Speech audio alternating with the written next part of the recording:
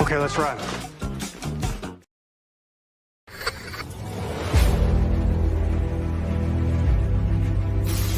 Your mission, should you choose to accept it. It's a quest. It's a quest for fun. Well, The Rock says, why don't we just cut right to the chase? Okay, now he wants to get together. Well, he wants to talk. I want you to do me a favor. I want you to tell all your friends about me. It's showtime, folks! What are you?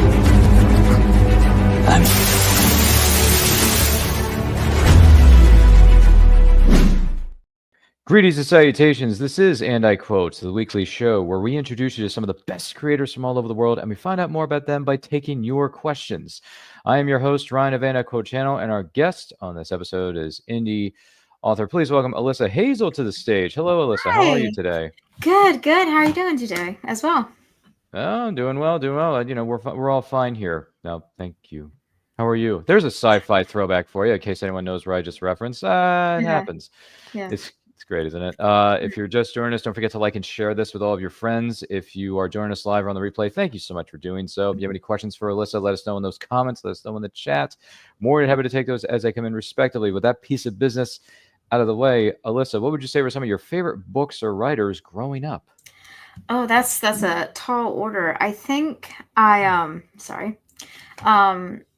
think for me personally, I had a really interesting upbringing. My parents both read, but they read different things. So my dad was a big classic pulp sword and sorcery kind of guy. So I got into Robert E. Howard and H.P. Lovecraft and all these other kind of gentlemen. I actually started reading Clark Ashton Smith for the first time recently, which was long overdue. I just finished The Dark Adelon, which is a great, very rich, very evocative piece. On the other hand, there's my mom, who did some PhD. Actually, she completed her PhD studies in terms of Christian counseling. So she had all of these books on relational stuff and sort of how people integrate and mental health. But she also had classic sort of Western romances and things like that and historical kind of stuff. So my upbringing very quickly became like a combination of these two book types. And then I had the Great Illustrated Classics. But if I had to name ones that kind of just stuck with me, I read a lot of Christie growing up, Agatha Christie. We were the BBC played a lot in our household growing up. We also Robert E. Howard, H.P. Lovecraft, those kind of guys. I also read a lot of say Sherlock Holmes and that kind of thing. So it was a lot of short stories, a lot of like kind of classic sort of popular fiction from like the early 20th century. I was clearly not like a math or history major, so bear with me. But just a lot of those kind of older style books, specifically because when I was younger, I was a very voracious reader who wanted to kind of explore above my grade level. And my dad was like, maybe I shouldn't throw a third grader into Stephen King because, well, that's probably not the best combination. So he kind of set me up with all of these different writers. And I can't forget Edgar Rice Burroughs as well. So he set me up with a lot of these more older style authors, and that really springboarded me into what I write now, like sort of the kind of purpose behind my writing now in general. And that's really just brought me kind of where I am currently in terms of writing. Wow, that's really awesome, because I have the Coming of Conan the Cimmerian, Volume 1 by Robert E. Howard on my TBR shelf back here in my studio. So I got to read that. Everything you see behind me here on this bookshelf, unfortunately, it's TBR. It's pretty bad. I But- have a bookshelf just like that I'm Do you? working my way through right now. There's always that one, like, it's Mhm. not the standard size bookshelf. It's the half pint Oh yes. Mhm. full of like books that eye you whenever you Mhm. pass them by, especially Mhm. with when you come in with a new book. Yeah, TBR is pretty bad back here, folks. But the coming of Conan the Cimmerian is listed on there, so it's going to happen one day, folks. Trust me. Yeah. Great names you just mentioned, and also I'm in the process of learning more, and I'm going to be reading some Edgar Rice Burroughs here pretty soon. The was it Princess of Mars and what was it Tarzan, Yeah. King of the Apes, Lord of the Apes. Yeah. Which that's really cool. That's really because I'm actually in a writer's Discord where we've discussed Edgar Rice Burroughs and Robert E. Howard a number of times in that Discord. And another thing is, I'm a really big fan of Solomon Kane. I don't know if you're familiar with Solomon Kane. He was another of my favorite. I think my dad growing up brought up Solomon Kane and Conan the most of all of Robert E. Howard's heroes, and he had a number of them. I feel like Solomon Kane is such a unique archetype, especially among sword and sorcery. Now, I'm not a historian. If you want to do that, there's people who are far more versed in the genre than me. But I think he's such a unique archetype because he is like a holy warrior, but he's not a paladin in that sense. Yeah, kind of. Let me rephrase. He's not the atypical paladin you think of, and I think Dungeons and Dragons and Arthurian legend has contributed not to the plate mailed guy with the longsword going through. Physically, he's almost more representative of something like I would draw a comparison more to Vampire Hunter D, which is the same kind of like wandering swordsman, but with a little bit, but not as kind of clunky as I think a lot of paladin archetypes are. But again, I haven't read as much, so I'm sure that there are people who are far more versed in Solomon Kane who would, something like that. So he's not really a paladin per se, but he has that kind of the striding around, doing what is right morally, and it's a very interesting figure among the early pulp era. Absolutely. So yeah, this is an image that was brought up during his iteration in the Marvel Comics. So yeah, that great character though. And if you haven't seen the movie Solomon Kane with James Purefoy, it's really really good, and I think it's criminally underrated. Yeah, I watched that with my dad a while back, and I think there was one moment. There's one moment that kind of made me giggle. It's the one part where he's leaning over the pit, and he's like, "What do you feed them?" And that kind of got a little bit of a chuckle from me because he immediately is pushed into there. But besides that, I just think there was such loving detail put into that movie, and even if you don't like it, I think there's an inherent respect coming from a lot of the people who worked on that film towards the characters. But no, that's another one I highly recommend as well. Definitely, yeah. According to the description that I've been reading, he's a Puritan warrior, sends demons back to hell, is what Solomon Kane's all about. So it's cool. Yeah. I got I'm not wearing it right now, but I do have a Solomon Kane T-shirt. Full disclosure, I do have one in my wardrobe because, like I said, he's one of my favorite characters. Anne is here. She says, "Good morning to everybody." Hello, Anne. Good morning, Anne. How are you? Hope everything's well in your neck of the woods. Anne, once again, if you have any questions for our guest of honor, Alyssa Hazel, don't hesitate to put them in the comments or the chat. And if you're watching us live on the replay, hello there. So great names you just mentioned, man. Lots of history there. Lots of big fish from the olden times. What would you say are some of your favorite movies, past or present? Okay, so that's another tough question. Okay, so all right, do you want the ones that I think are the best, or the ones that kind of just stick with me, the ones I've rewatched the most? You can go in either direction. Ones that have stuck with you the most. All right, so currently, I would say it's a battle right now between The Edge from 1997 with Anthony Hopkins. Oh, wow. Which, I mean, whenever I drop that, people are like, wait, that's one of your favorite movies? And I'm like, listen, when I was locked in during COVID, there's an odd comfort to be found in Anthony Hopkins saying what one man can do, another can do, and getting Alec Baldwin to say it over and over again. Like there's an odd comfort to the movie. The soundtrack is also quite good. It's a real shame. It's actually not on Spotify. You can only listen to it through YouTube. But it was done by Jerry Goldsmith, who did the soundtrack for The Mummy. And there's a lot of familiar motifs, but there's just like a colder kind of a more melancholy take to the soundtrack in this one. But I just think it's a very it's a unique film in the sense where it's I feel like it's a rare role reversal where you see that the older kind of a little bit more underdoggy and I don't know if this comes out controversial. It's also one of the few movies you see that where a man of means is the protagonist and the good guy in a sense. And he is the one who has to use what he's learned and maintain his spirit through an incredibly difficult ordeal.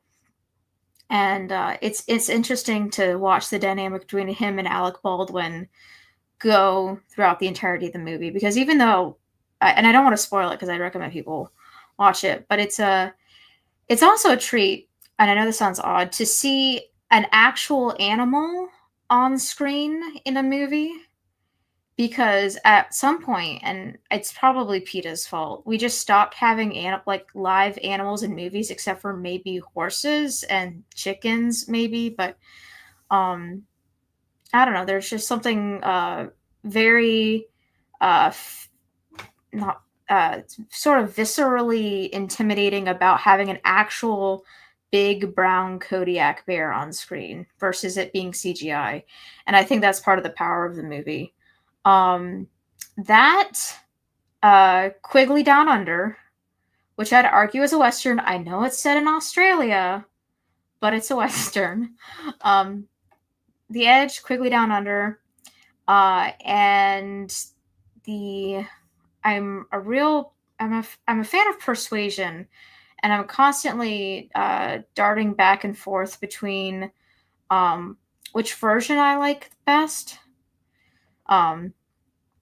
But there was one made in the early 2000s that's pretty good.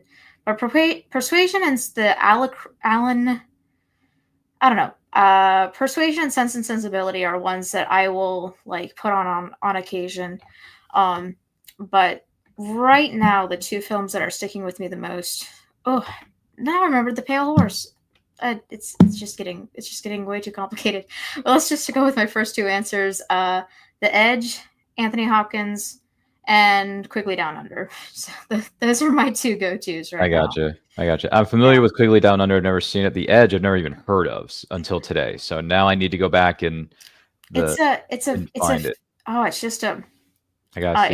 great. I like the poster. Yeah, it's looks great. Two men get accidentally stranded in the Alaskan wilderness and are stalked by a Kodiak bear. It's man against nature is this classic tale. So I'm gonna have to look this up because Anthony Hopkins. I mean, I've been a fan of his since The Mask of Zorro, and Alec Baldwin. I've known him for years. I mean, professionally, not personally, but one of the first times I ever saw him was in Beetlejuice with Keaton. So got to give credit where credit is due. Got to add these to my. There's a TBR list, and it's gonna be a watch list. So the watch list is all right. I would say wait until it gets cold and a little dreary outside before you put The Edge on. Okay, because right now it's sunny. So. Yeah, it's a little too. Yeah, just wait until your first viewing should be when it's kind of a little miserable out. Okay. So you have the 4D film effect going on. Okay. Yeah. Have to keep that in mind. Keep our eyes out on the windows, folks. Just in case it starts snowing for some reason. For some bizarro reason, that's right. Yeah, and Anne is here. She goes on to say, James Purefoy was great in Solomon Kane. I wish he was more Puritan-y in it, though. Yeah, I think that was probably as much as they could go. Because, again, not to get into any sort of social dynamics, I think sometimes it's difficult to portray faith and religion in a meaningful way on camera, and I think that's difficult for Christian filmmakers to do. It's and so it's why it's I don't necessarily fault the film for that, because I think in general it's just an odd tightrope to walk, where there's probably some studio thing overhead and this here and that there, and yeah, it is a shame, but it's also like it's a difficult thing to write with a sense of both sincerity, believability, going on and forth. So, unfortunately, Yeah, not always an easy, not always yeah. an easy thing. Anne goes on to say, CG animals are absolutely awful. They take me right out of it. And there is a wonder and a skill to training real animals that adds an element of suspense that you just don't get otherwise. Yeah, I think CGI animals actually peaked in like the mid 2000s Chronicles of Narnia.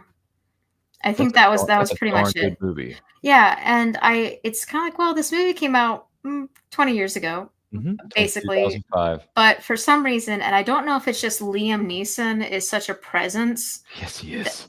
that if it's just him in a recording studio doing, like, I don't know if they did like a motion capture thing for him with his face. They probably did. But he's such a presence and there's such a warm undertone to his expression and his voice that he might if it was a lesser actor taking on the role, I think I would be more worried about that kind of thing. But there was something yet in the CGI of the early 2000s, especially when it came to Chronicles of Narnia movies. And I like all three movies. I have a soft spot for the third. I don't think people appreciate the Dawn Treader movie enough. But I think it's because I also mixed in a lot of practical effects with it too. Not every person was CGI. There was some makeup and prosthetics and things done as well. So I think that's what really balanced it out. And like practical real sets. Like not every set was entirely green screened, at least as far as I can tell. So I think that's what really tricked it. But there was something about CGI back then, but they couldn't make a movie like The Edge today, because if the bear isn't really there, that's where a lot of the tension lies. Like if you see an actual real bear, like you're never gonna get that kind of visceral fear out of the audience out of a CGI bear. Like that's just not gonna happen. So Yeah. at least in my opinion.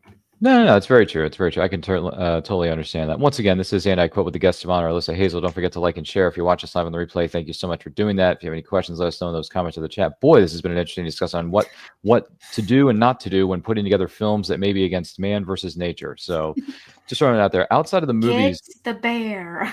Get the bear. Yeah.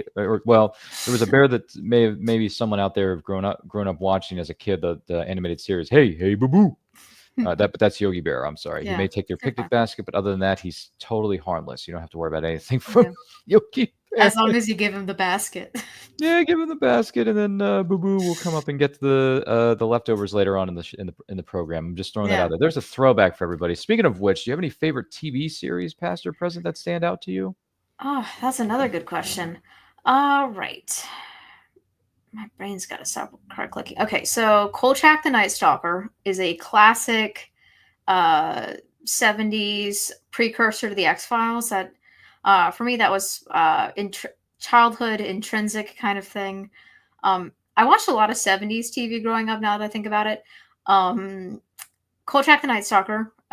Columbo was also pretty good. A favorite of mine. I actually ended up getting a raincoat like his in elementary school or grade school or something, because I thought it was cool. So obviously I was the coolest kid on the block. Firefly was pretty big in our house too. I haven't rewatched in a while though. I need to because my husband has not yet done it. But Kolchak was a excellent bit of early horror TV, and it was made in the 70s. One season. There are some episodes that don't hold up as well as the other, but the zombie episode, that like is like a masterclass in how to like get the audience sweating. Have you ever seen any of the show? Okay. Unfortunately, no. I've heard a lot. That name has come across my desk so many times, from whether it's from Bobby Nash or my good friend of mine who's also an indie author. He writes Well, crime it sounds fiction. like you need to have like a Kolchak marathon in October. Probably because Bobby Nash has brought him up. I believe John L. French, who's a writer in the state of Maryland, where I'm from, he's brought him up, and a few other writers that I know of on social media. They have mentioned Kolchak numerous times, and I'm thinking to myself, what the heck is this? Yeah. So, if you don't want to invest in the full series Mhm. yet, let me just tack that on at the end. There are two. I think there's two, maybe three, but there's two TV movies that they made before they made the series itself.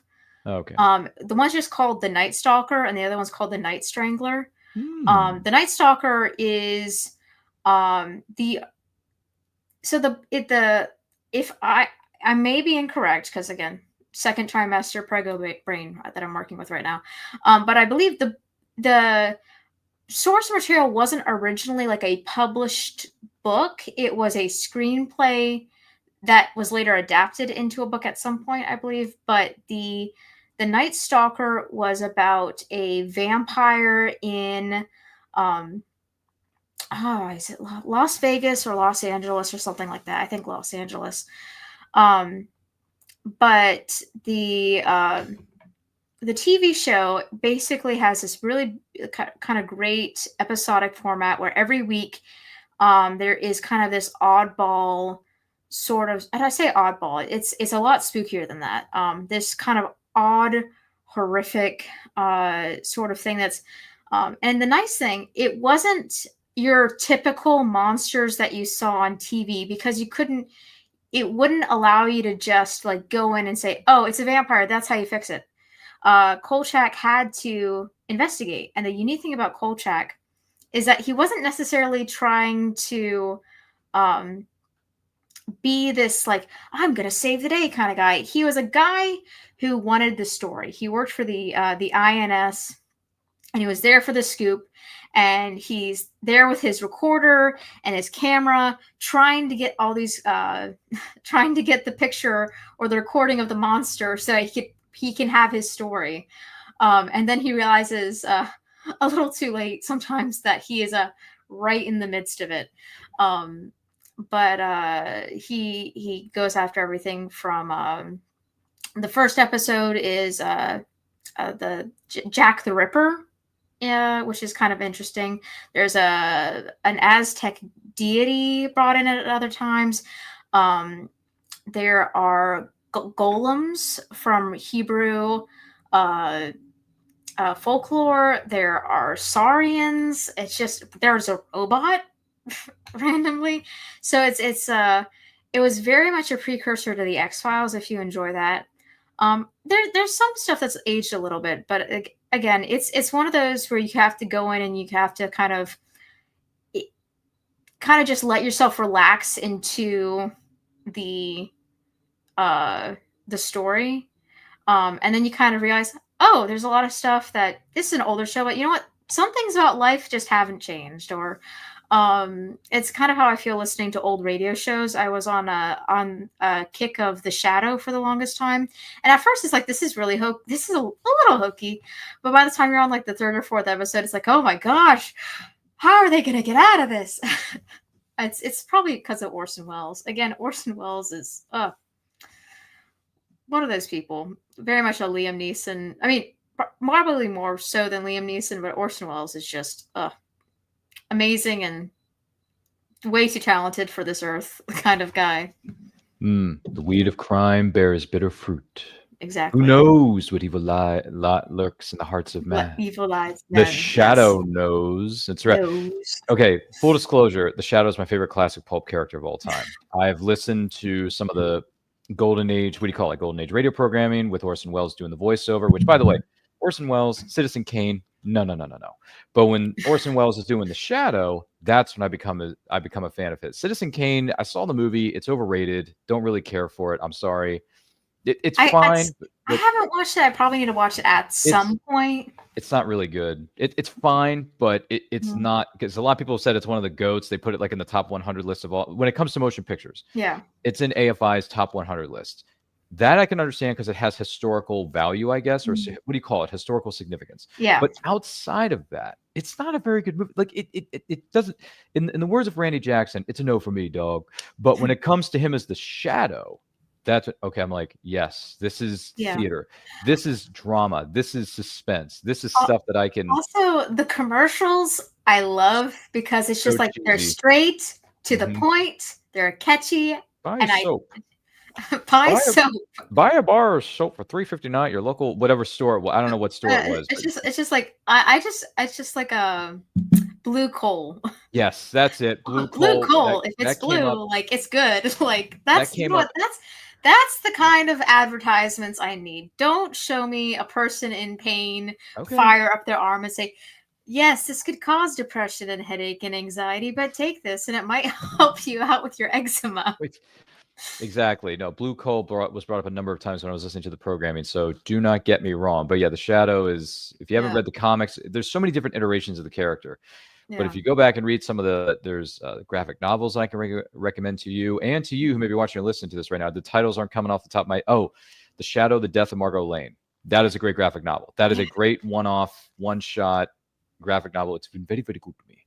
So check it out. Also, there's a friend of ours, Jeffrey Hayes of Plasmafire Graphics, where the look of your book matters to you. Visit him online at plasmafiregraphics.com. He does book cover design and other pieces of marketing material if you're a writer or indie or a small press publisher. He did his own version of the Shadow, and he just revamped his design, and now it has the Shadow on, but it also has the Shadow logo on it now. So, and they're having a sale on tpublic.com. # not a sponsor of this program, but if you want to be, give me a call. And I'm going to send you, Alyssa, the link to his store so you can take a look at his revamped designs of these classic pulpy characters. Nice. I will probably have to wait until January because I am going to just... That's okay. I'm going to look like I swallowed a beach ball at some point in the near future. So okay, priorities, folks. Buying new clothing isn't necessarily on my radar right now. Well, you can always take a glance at it. You know. Yeah. No, I'm not going to force you to buy one of these products. No. I like making those jokes because at some point it's going to be less of a joke and more of a, I look like I swallowed a beach ball. Gee willikers. Pray for my husband. Okay. Yeah, by the way, Anne says, ooh, I haven't heard of Kolchak the Night Stalker before. I'm going to have to check him out. Yeah. The nice thing about Kolchak, and I say this not as a derogatory towards the season, there's only one season with like 14, 15 episodes at most. And they're half-hour episodes. So it's something that you could probably get through in a weekend or in a couple days or in like throughout like the month of October if you wanted to. It's a shame because it probably could have gone on for at least 1 or 2 more seasons considering it was popular. But I mean, I don't know the exact numbers when it was originally airing, but what happened was that Darren McGavin, who played Kolchak, was like a man of many hats. He was doing producing work and writing work and all this other stuff. He said, hey, look, I'm tired.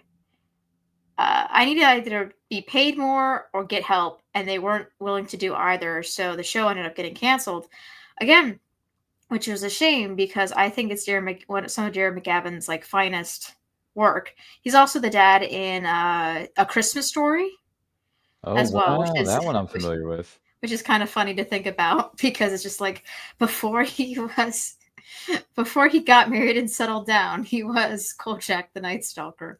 Wow. Fragile. Yes. Fragile. Fragile. No, it's not it's fragile, not fragile. Yeah. That's funny. He was the dad in that film, and he was Kolchak. Yeah. That is insane. But then again, that's an actor for you. That's range. Yeah, and it's and the weird thing is it's not necessarily a completely different character because he's still kind of like this a friendly sort of guy. mostly because when he has to get information out of people. But he's really good, and but no, he's in a lot of things. But I know him primarily from Kolchak, so again, highly recommend. Um, and yeah, and if you're gonna start anywhere, start with the zombie episode. I mean, or actually just start from the beginning. Just go in, have a grand old time, and just kick back and relax and enjoy yourself. There's gonna be lots of things we're gonna have to do come this Halloween season, aka Yeah. spooky season. Let's keep that in mind as we roll Yeah. along. Wow, movies and TV series, but there were some great answers there. So, Thanks. what made you decide to become a writer? I think I don't know if there was ever a point where I just decided. I just started.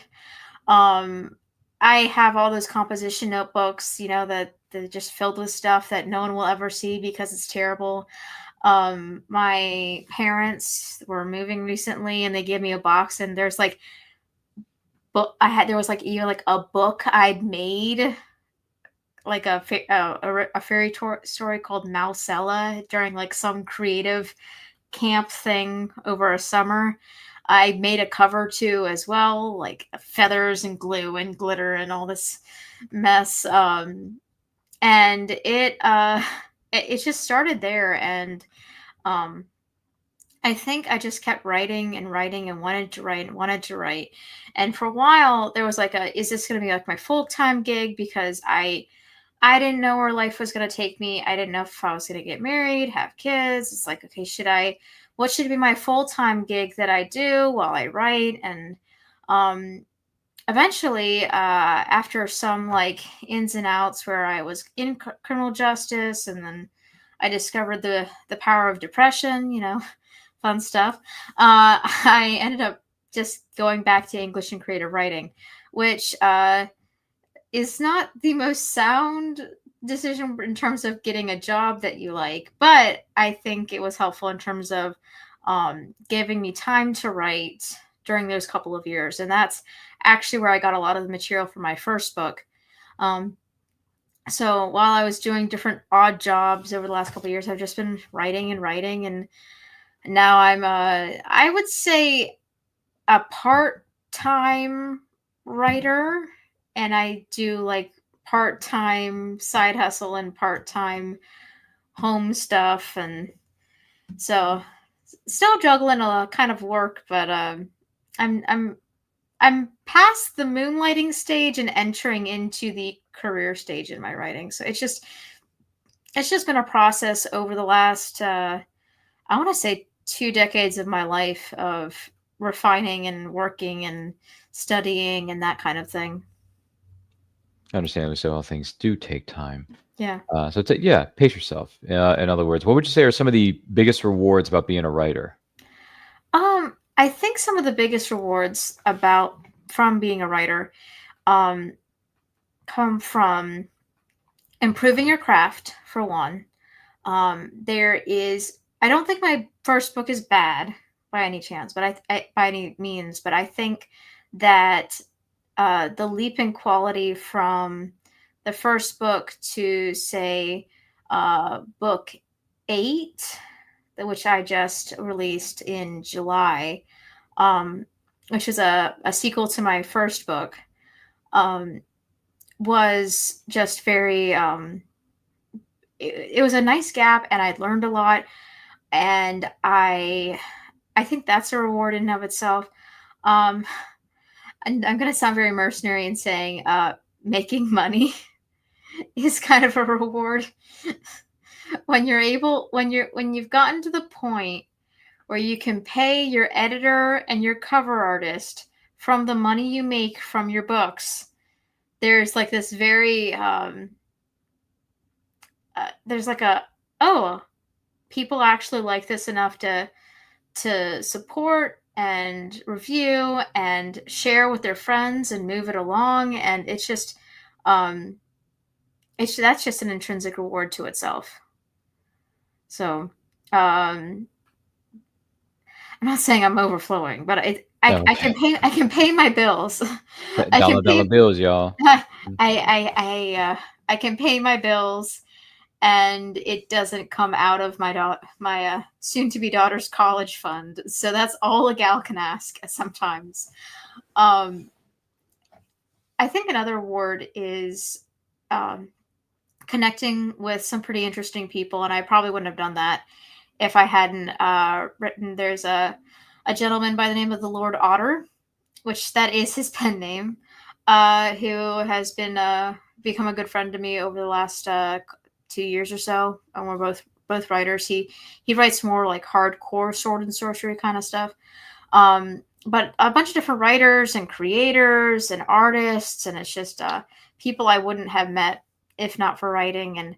And of course, there's always the reward of I have released a book, and people have given me positive feedback that they liked it. So there's a lot of little things, but it's a lot of it's good. Well, life is good. That's fantastic. Flip side of the coin, though, what are some of the biggest challenges about being a writer? Oh boy, depending on who you are, that could take all day. But I think some of the biggest challenges that I've been working on currently is marketing, which I'm getting a handle on, but it's kind of one of those things where at some point you have to figure out advertising and strong word of mouth, or there's only so much reach that you can get from just like posting on social media. But advertising is a tough nut to crack, and it's yeah. I took a class and I started figuring it out, and there were some sales, but not enough to justify money putting into the ads. It's just like, well, this is going to be a years of trying to crack the code kind of thing. But I mean, once you figure it out, a lot of people leap to full-time money based on figuring out advertising. I think the other thing that's a challenge is time management. There was always an excuse to not write pre-internet, but I think that social media has really gathered the ability to rob people of valuable, productive time. I'm actually planning on taking a little bit of a hiatus from social media, probably the next couple of weeks, to crack down on this book, because the goal is what I'm working on right now, because the goal is to have it out before the baby comes out. That way I don't have to worry about it, and just enjoy the first couple weeks of pregnancy and take lots of naps. But it's I would say that, speaking of, that's the biggest challenge to me right now is managing like my health and my like energy levels when going into it, because this is my first pregnancy, and there is I was not expecting to be this tired. A lot of the time. It seems like right after lunch, which is usually when I start writing, and I write for 4 hours, my brain just doesn't want to work. I just want to take a nap at my desk. It was really bad during the first trimester. It's gotten better, but it's just making sure that everything kind of lays nice on the page, all while feeling like you're I don't want to say handicapped, but like you have an additional physical barrier to have to push through to continue doing that work. And it's that, I think, is probably the most personal challenge to me right now. And I know at the end I'm going to have a really, really beautiful kid, and hopefully a really beautiful book too. But it's a process. And it's okay, we gotta lock in. We gotta lock in for the next couple hours. Like, we only have an hour before we have to start making dinner, and let's do this. We gotta focus, that kind of thing. Yeah, focus is the key here, folks. Absolutely understand. But JM is here. They say, good afternoon, y'all. Found Alyssa through something known as Twitter. That's Wow, that's a throwback. And became a fan. Best of luck to y'all. There you go. Thanks, JM. Mm-hmm. He's one of my Twitter people. It's very interesting to me, speaking of marketing, where you pop off, because I am on Instagram, Facebook, Threads, and X, and for some reason, suddenly and without warning, I somehow amassed a following of almost I'm getting close to 5,500 followers on X for some reason. Well, congratulations. Thanks. It's mostly like memery because I don't know why people think I'm funny, because I think I'm kind of funny, but in the funny like haha kind of way, like the picture of like the guy with the magazine that says good well-intentioned chuckle or something like that on it. Right. But I don't know.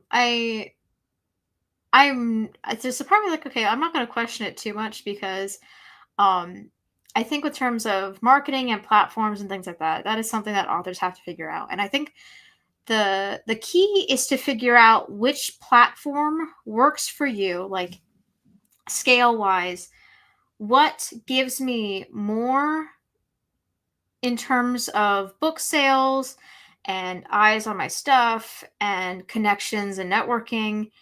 And you don't want to neglect the other ones, but like, what are like the primary ones you want to focus in on, where you that are actually productive? Because I think a lot of authors fall into the trap of, I have to do everything all at once. And that's just not feasible, I think, especially if you're not doing it exclusively full time, or you don't have somebody to do your marketing for you. So, but no, it's very much a balance in there. And I'm grateful for everybody who puts up with my shenanigans on X, because that's really how I've been started to be able to do a lot of the things that I do now. But no, that's just a funny little side tangent. Yeah, no. It's all good. And then Chrisana Love says hello to everybody. Hello. Hello. Chrisana Love. I hope I'm pronouncing that username right. If I'm not, I apologize, but I'm going with the first 5 letters of your name, and it says Chris. So okay. I got it. Rhodesium says, "Hail, our queen of raccoons." Yes. I don't know what that means. My username right now is Alyssa, Queen of Raccoons on X. Oh God. Listen. Raccoons? The people like it, and we give the people what they want. It's true. As long as it's not a link to OnlyFans. Okay. Right. Raccoons. Queen of raccoons, they say. Yes. So there you go. They're giving you a nice greeting. And then Chris goes on to say, best wishes to you and a healthy pregnancy. Thank you. I everything so far is going good. We're actually have our anatomy scan coming up in a couple days, so it's going to be really exciting. So, yeah. And then they specifically say, it's me, Anna, but no Chris today. Okay, Anna. Anna's running the account today. Gotcha. When it comes to the hello, comments, Anna. yeah, when it comes to the comments being made in the chat there, she just wanted to clarify that. So clear that up. Thanks. Appreciate that. Yeah. Once again, this is Andy. I quote with the guest of honor, Alyssa Hazel. Do not forget to like and share. If you have any questions or well wishes you want to send her way, let us know. I interviewed you guys. Okay. Oh, that's right. I did. They were on my show a few months ago. They're gamers, but they also do other pieces of content as well. Yeah, Nice. I'm so sorry, because so many people are on social media, you can't tell who is who, right? But she was very specific. So thanks for clearing that up. And Chris is out today. Fantastic. Thanks for joining us. I haven't heard from you, you two lovey-dovey birds in a while. Hope everything's well in your neck of the woods, respectively. I'll just leave that there. Let's see. What advice would you give to aspiring writers? I feel like there's a lot of advice that can be given, but I've found my most sort of general advice usually comes down to don't get lost in the forest for the trees. I think a lot of writers want to start off with this like grand 5-book 7-book epic fantasy or sci-fi or something. And I think that, and speaking as somebody who does have about 3 books worth of material of a political fantasy that she wrote when she was 17 to 19, locked on a hard drive somewhere, I would highly suggest starting with short stories and novellas. I think that especially when you are just starting out, your writing muscles are not good. They are non-existent unless you previously have a profession where you write. You have no muscles yet. It would be like a person trying to run a marathon straight off the couch. Like, it's not any good. And I think that it takes time and energy and a cyclical daily effort to get to the place where you can write a novel. For example, my first book that I published ended up being a collection of short stories that I wrote and published. It was 2019. And I wrote most of those stories, at least the first drafts, in like an afternoon. And there's something very confidence boosting and very discipline enforcing about finishing a project. Because I feel like if you're aiming for 100,000 words when you've never written like 25,000, just doesn't really work. Now, that being said, when I went from my first 3 books, which were short story collections, and then moved to my first novel, there was a significant push that I had to go through, because I had to go from writing 1, 2, 3 page stories to like a 65,000 word novel that I lovingly call my drunken lawn dart of a novel, because I was just like, I don't know how this is going to go, but let's just loft it and see what happens. And that's the one that ended up working. So to me, I think the best course of action is to start smaller, even if this stuff never sees the light of day, even if it's all on your hard drive, because you can also come back to those pieces and those stories and expand on them if you want to later. But I see so many writers who aim for that novel and have everything charted out, and then they get tired and they get distracted, or a new video game comes out, or they just aren't able to, or because there's also like, how many words can you type per session? How many words can you type per hour? Can you get through, if you can't get through 1,000 words in an hour or 800 words in an hour, which is about where I can, if I lock in completely, then start with sitting down for an hour and aiming for like 150 to 200 words or 30 minutes, or because even if it's nonsense or it feels nonsensical to you, you're getting into the habit of sitting down and focusing in, shutting off social media, shutting off the internet, shutting off all these other distractions, and just locking into what you need to do for an hour. And then from there, you can expand into 2 hours, 3 hours, a whole day, that kind of thing. But the best place to start is, in my opinion, short stories or novellas that are like, because novellas, I believe, cap out at around 50,000 words. And that is far more obtainable than trying to make a 100,000 or 90,000 word book. Yes! Hell yeah! Hey, come on, baby! Come on! Yes! Come on! Ah! Yes! Yes! He's 100% right. Everything you just said is with all due respect, I know everything is subjected to opinion, but everything you just said is 1,000% true. And that's why our friends, Walter and Jesse, were very excited when you said all this. because starting from the very bottom beginning when it comes to short stories and working your way up to the top of that ladder, because it's a very tall ladder to climb, folks. Yeah. It's a very tall ladder to climb. Don't reach for all the rings at once. Take it one step at a time. So, Jesse and Walter over here, they agree with you. They agree with you. And by the way, Anna says political fantasy would be cool. You got a new follower, Alyssa. Amazing. Thanks. The sad part is that with that book series, I ended up, I'm not want to say using pieces of it, but the main character I had in that book is very similar to in characteristics and personality to the main character of my science fiction book. So that might have been like an unintentional sort of self-cannibalization. So I don't know if that series is ever going to come to term, but I might revisit the world at some point. It was sort of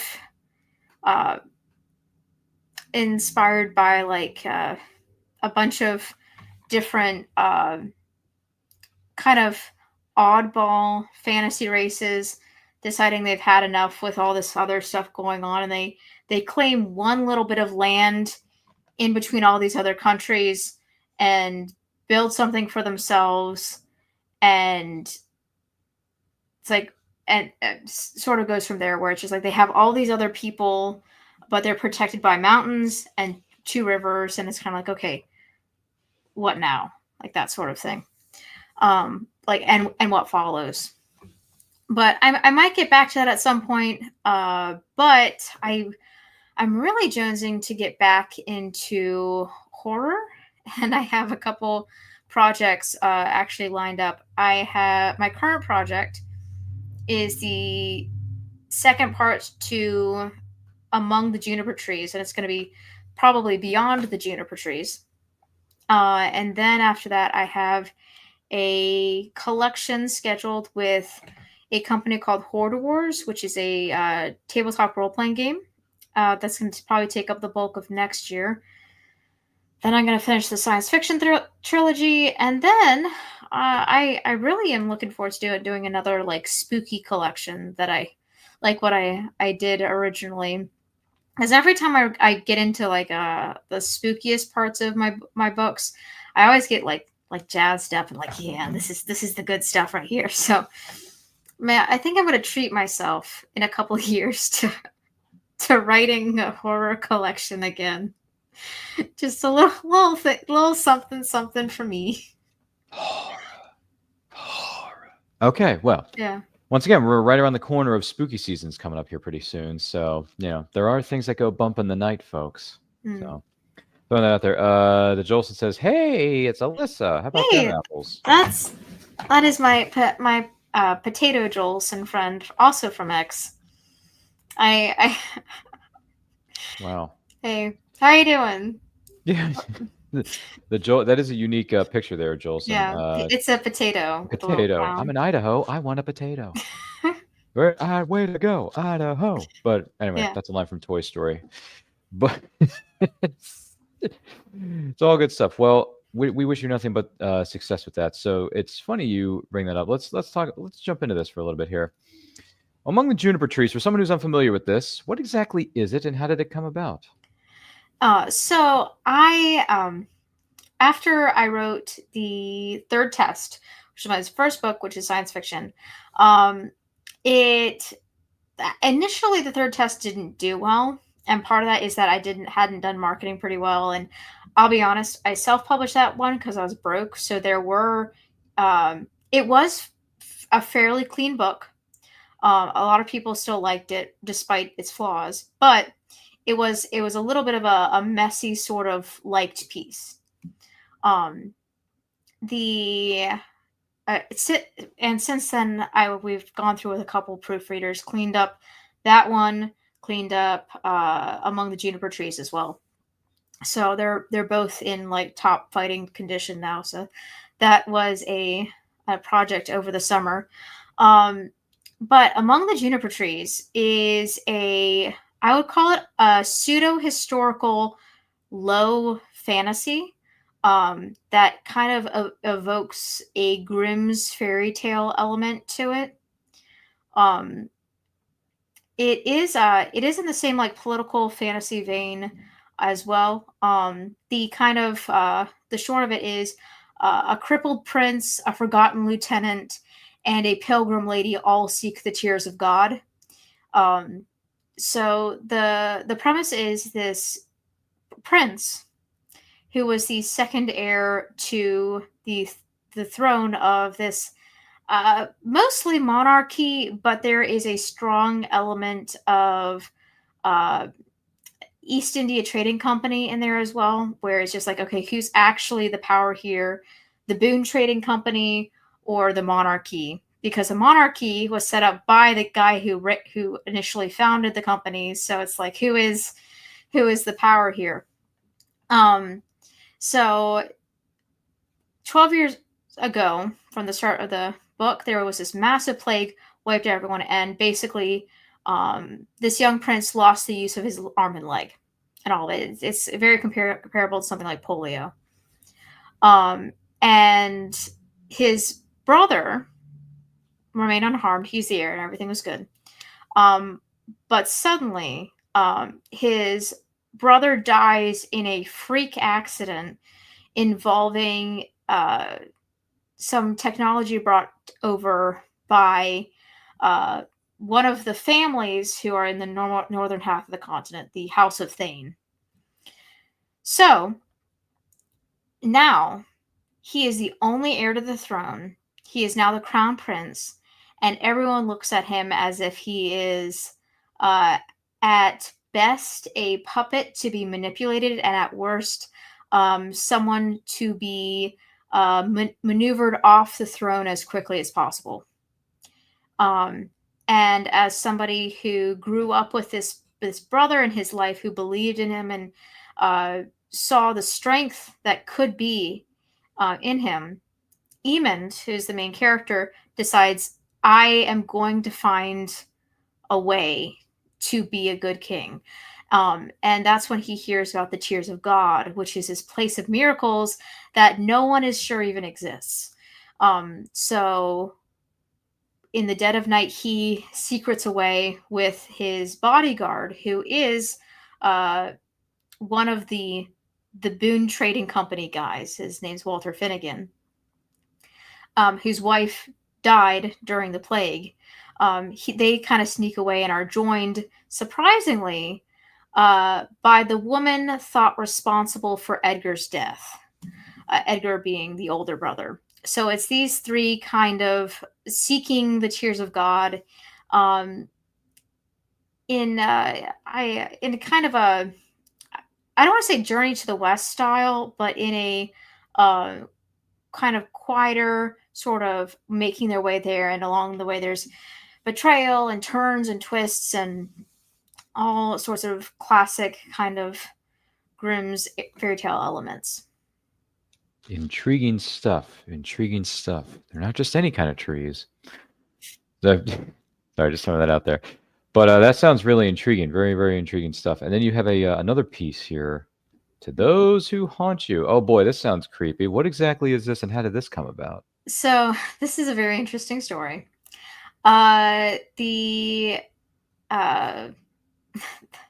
Originally, this book was written right out after The Third Test, which is my science fiction book.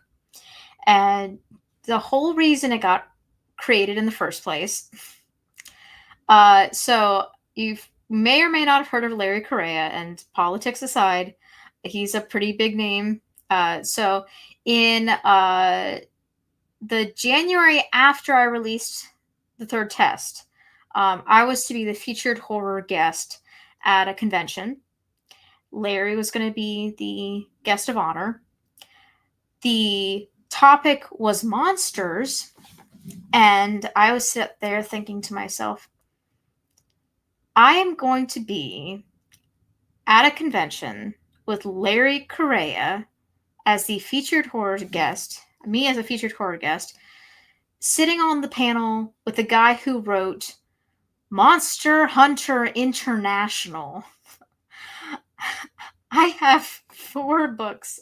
I am not going on a panel with Larry Correa with only 4 books. So I wrote a 5th book because I just wanted to get a little bit heavier on my weight class before I potentially entered the ring. But the book itself is a collection of ghost stories that some are based on local folklore, some are based on other kind of cultural things. For example, one is called Whistling at Night. That's one of the more popular ones, and it's based on the Southeast Asian superstition that if you whistle at night, you can bring a ghost with you home. So each of the stories have some ghostly kind of apparition, and I wrote the entire thing over the course of October, and then published it in, I want to say, December. So it was a pretty quick turnaround, but I like it because I think it's a great way for people who, especially in today's economy, they don't really know exactly who I am, what I write, and my writing style. And it's just like, I can sell it for $5 at a convention, and it basically acts as a little sampler. Like it fills a gas tank going home.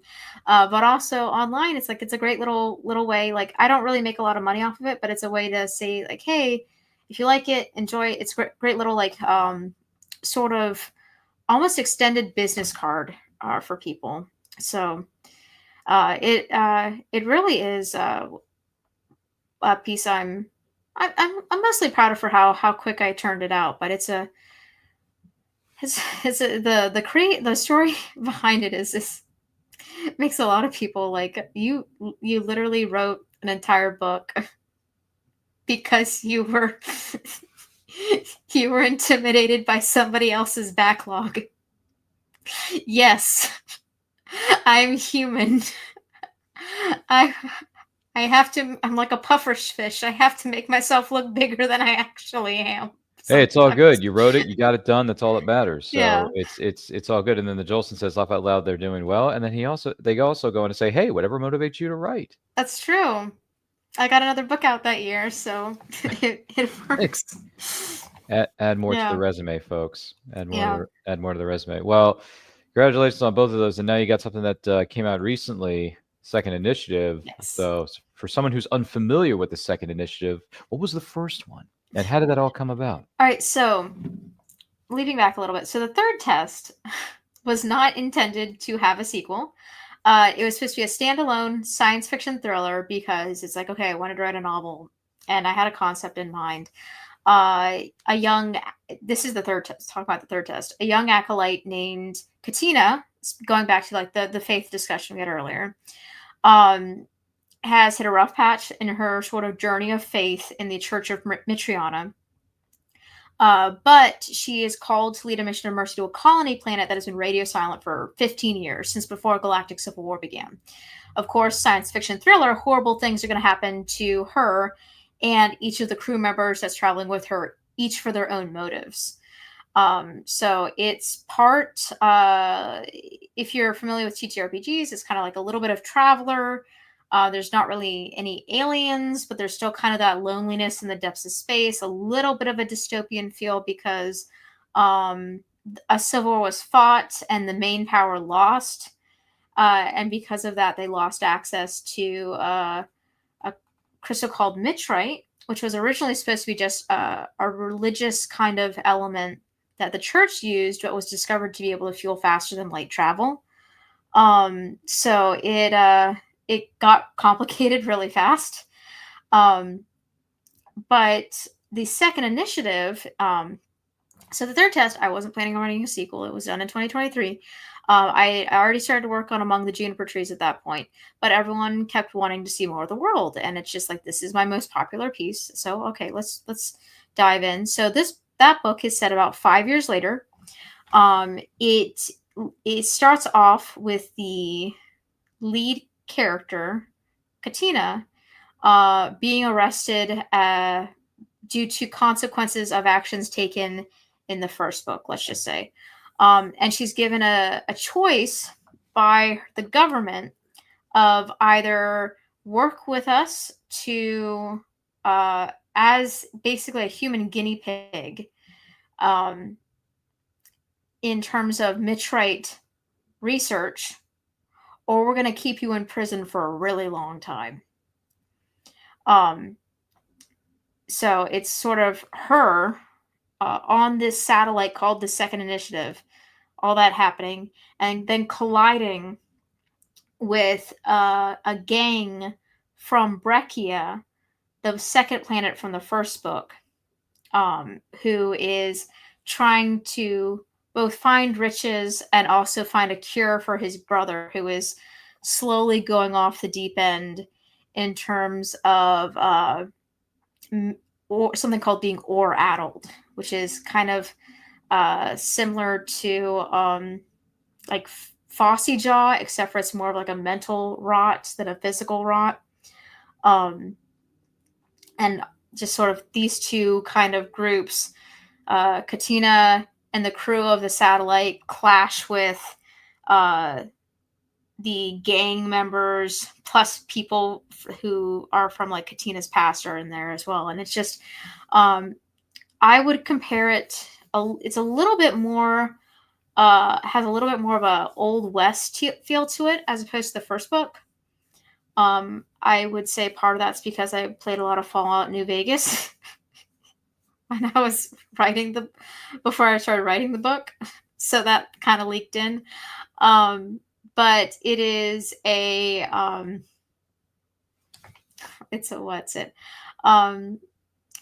so far it alongside the Third Test has become my most popular book, and I'm the audiobook of that should also be releasing sometime soon. ACX does not likes to take its sweet time when it comes to processing things, so that should be out hopefully in the next week or so. Yes! That's awesome! Well, congratulations on all that. That is just fantastic. So, Yeah. we're giving you all kinds of credit. We're giving you all sorts of credit here. Now, if one of your books was just happens to be adapted into a series or a movie, whether it be live action or animation, who would you want to cast in this? Who would you see possibly playing these characters, or who would you want to see be in the narrator of some of these stories? I'll be honest, it's kind of hard to determine. I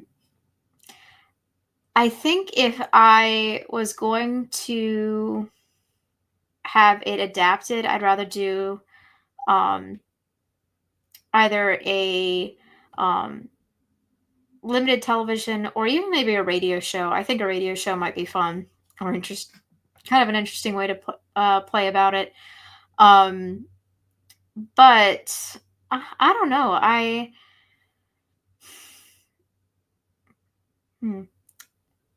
For Katina, it's kind of a hard thing to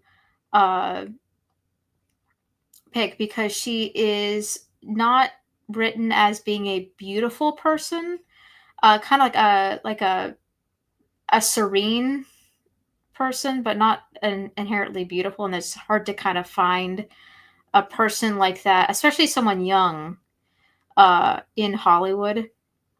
My first kind of mind would go to the unfortunate part is it would have to be somebody who was not really well established, because frankly most people who would have that kind of inherent serenity are actresses who are older at this time.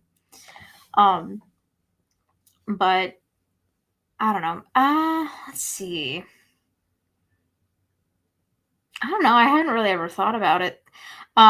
When I was mental, but for Among the Juniper Trees, I had more of a visual in mind because I wanted to do better marketing. So I was like, okay, who if I have to share images, who would I attach to it? I would say Sean Bean from the 80s would be Walter Finnegan. A very young Raul Julia is kind of the the image I had of Emond. And why can't I remember her name right now? The gal who plays the White Witch in Chronicles of Narnia. Tilda Swinton. Tilda Swinton, when she was very young. Mm-hmm. Has like this, she had this long, just gorgeous, like Nordic looking hair. Mm-hmm. I would probably have cast her as Antigone, who is the third member of the group that travels along. She has just a very I think she has this a very good presence as an actor. But if it goes cast tomorrow, I just don't think I would know off the top of my head who I would personally cast, because it's just a lot of the characters. I don't know. I think that audience would be more surprised by fairly unknown people as well. But also, a lot of my favorite celebrities are already dead, so it just doesn't. Yeah. Sean Bean's not getting any younger, unfortunately. You know, it's been 25 years since Fellowship of the Ring came out, and then this year it'll be 30 years since his iconic performance as Alec Trevelyan in the James Bond film Goldeneye. So, please, no, Sean. The role great actor, though. the role I was thinking of most is him playing Lieutenant Sharp in the old series, and that was a strong inspiration for Walter Finnegan going in, because Walter's also he's a taller, stronger man of action that really should have been at least a captain by the time the story starts, but because he's not of the correct class, he's limited in how much upper mobility he can achieve. That's understandable. And doesn't quite know enough people or have the networking abilities. That's a fair point. One does not simply walk into Mordor. Anyway, sorry. Yeah. Lord of the Rings is on the brain. Fellowship of the Ring is my favorite of the three. Just throwing that out there. Have there been any special memories for you from being at conventions or book signings, whether you're there as a vendor or there as an attendee? I got to meet Dina Mayers recently. From Starship Troopers, yeah. I gotta put that up on Instagram. That was a lot of fun. It was funny because I'm basically a dork. I don't know if you noticed that already, but when I entered the room where they're doing the photos, I went in, and the first thing that comes out of my mouth is like, "You're so tall," and she's like, "I'm wearing boots," and then there's people like, "Okay, smile," and I look at the camera and I'm like, please let me have actually looked at the camera when he said that, because that would be really awkward. Because I have a habit in photos of like looking off camera or that way or this way or up, and it's not a good one, but I'm working on it. But no, that was a lot of fun. I also this is going to sound odd. People just randomly give me things when I'm at conventions. And I'm like, oh, this is neat. Like, I have like a small collection of like small gifts that I've been given at conventions. And they're mostly 3D printed animals. But I have like a little robot guy with 2 legs. And I have two little spiders, like one has a heart on its butt and the other has a crystal, and I got a little wingless, legless lizard looking guy. And I was on a panel once, and someone from the audience, I didn't know why I was on the panel. It was a paranormal romance panel, and I don't write paranormal romance, and it was 9:00 at night. So I already had a little bit. I had a drink with me, and I was like, okay, I'll just be the moderator because we don't have a designated moderator here. So I'll just ask questions because everybody else actually writes this stuff. And afterwards, someone from the audience just walks up to me and just gives me a 3D printed owl that is this big. just randomly. And I don't know, that's kind of an odd little memory. I also have like 2 little rubber ducks that are painted like the guys from Good Omens. So I don't know. That's just like huh, that's a funny little little thing that happens. I guess Wow. it's the face of somebody who likes 3D printed accoutrements. I don't know. My goodness gracious. The interesting things we hear on this program, folks. Yeah. Which hey, you never know what it's like a box of chocolates. You never know what you're going to get on. And I quote, which don't get us wrong. Like and share this with all of your friends. If you have any questions for the guest of honor, let us know in those comments. And if you're joining us live or what is known as a replay, also known as Memorax, hello there. Just throwing that out there for everybody. So where do you see yourself as a writer in the next 5 to 10 years? Oh, that is a good question as well. My goal with writing, not to get like sentimental or serious for a minute, my goal in writing is that the money that I make from writing allows me to ensure that I can stay home with my kids. Like that's my writing goal. Like that it covers all the bills and that it has enough left over that I can choose to stay home with my kids. And because that's important to me. That's the 2 things I always wanted to be. I mean, I wanted to be a detective for a stretch because Columbo, but like besides that, I wanted to write and I wanted to be a mom, and those were like the 2 biggest desires of my heart. And if writing allows me that flexibility where I can just be present with my children, that's really what it is. I think I would also like to, within the next 10 years, besides like monetary and success, I think I would like to just kind of just be a little bit more established, be able to put out a book a year and maybe perhaps 2, depending, and just sort of, I don't know, just keep writing and just keep doing what I love and just be able to take time to spend with my kids. Fair enough. Fair enough. All straight and to the point, folks. All straight to the point.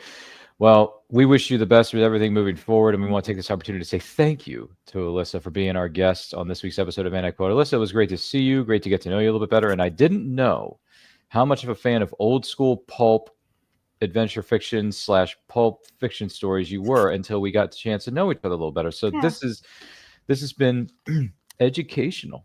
So if someone wants to know, more about you and check out your books, where can they follow you on social media?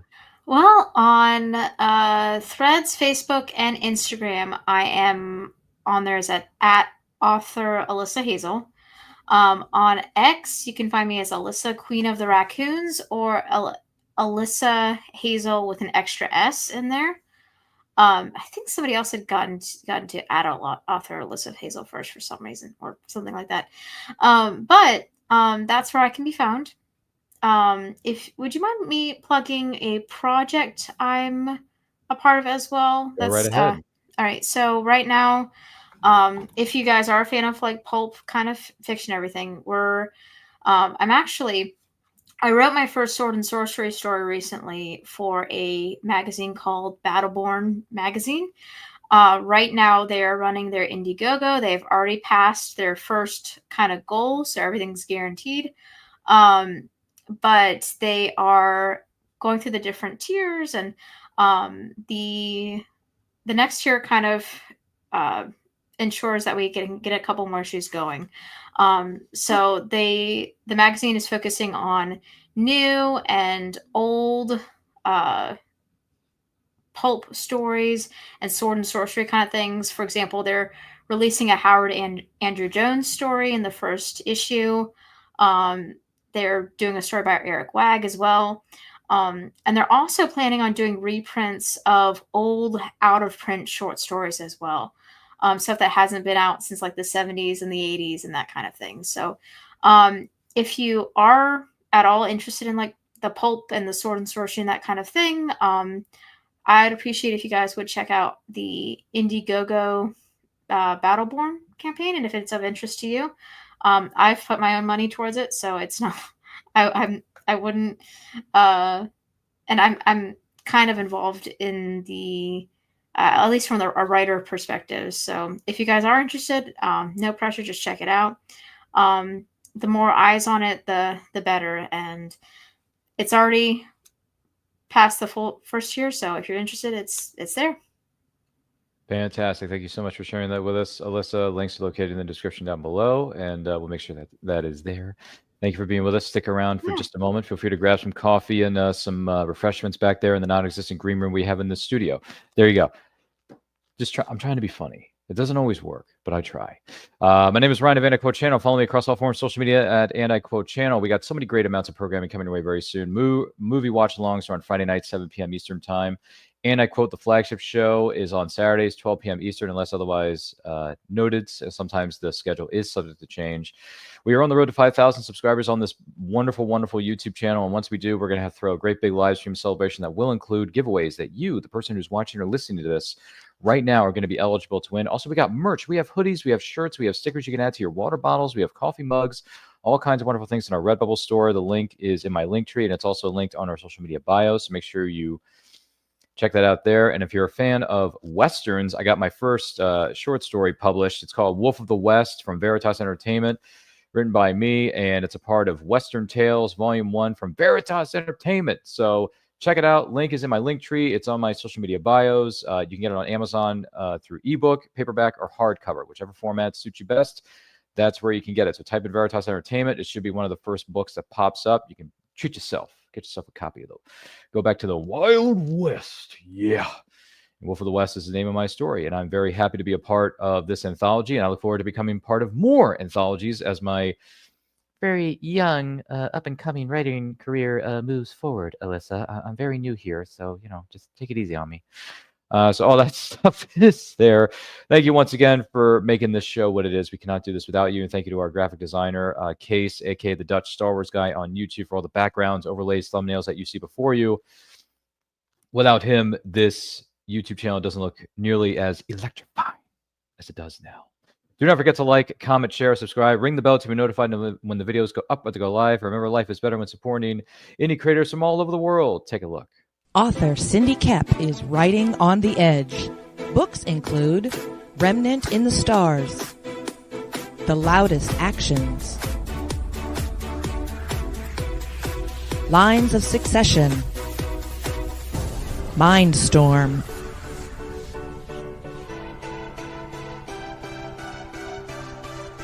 Condemned Courier, the Yerushalayim series, and Animal Eye. Find author Cindy Kep at CKOEPP.com today.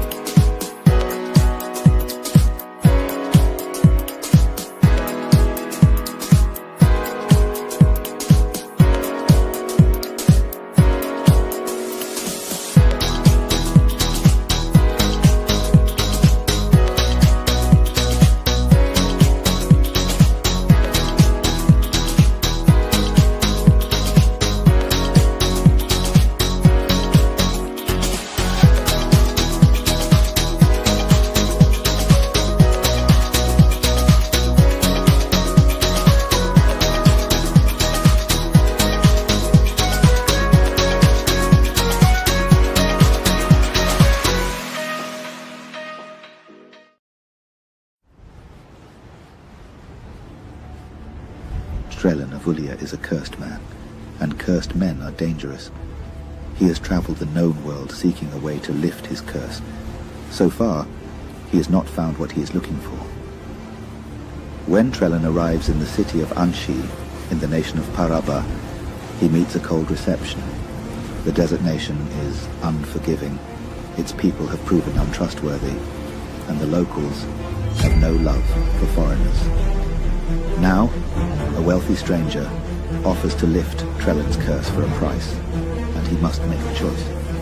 seek a solution elsewhere, or risk imprisonment in the Tower of Ruhak, a place from whence no man has ever escaped. The known world of Atera, The Prisoner of Ruhak Tower. Now available on Amazon in paperback and on Kindle. Good morning! Oh, and in case I don't see you, good afternoon, good evening, and good night.